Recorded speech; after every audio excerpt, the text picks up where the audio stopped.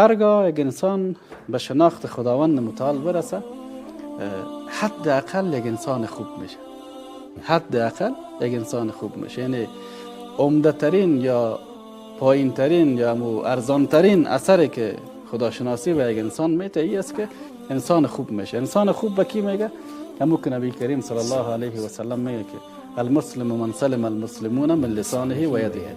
با کسی دیگه ضرر نمیرسانه، نه از طریق لسان خود، نه از طریق از هیچ طریق. بعد از او وقتی از او کرده بلندتر میریم، یک انسان وقتی به خداشناسی میرسه و به مو رشد روحانی میرسه، اگر از خوب بلندتر میشه یک انسان خوبتر میشه. انسان خوبتر به کی گفته میشه؟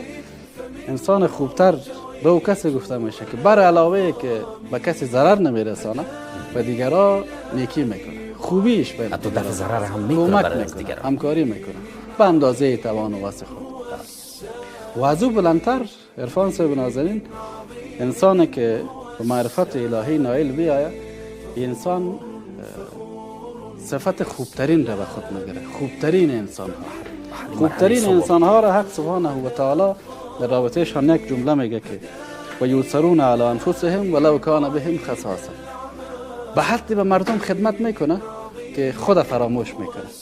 در رابطه به اعلاء کلمت الله، در رابطه به بیداری امت مسلمه، در رابطه به دفع حرج از مردم و یا هر دریچه‌ای که بر مردم خیر میتونه رسانده، یه آدم تلاش میکنه با سر خود، با مال خود، با جان چون خود کوشش میکنه که حتی خودش فراموش میکنه. و ایره خود خداوند متعال میگه که ولو کان بهم خصاصه.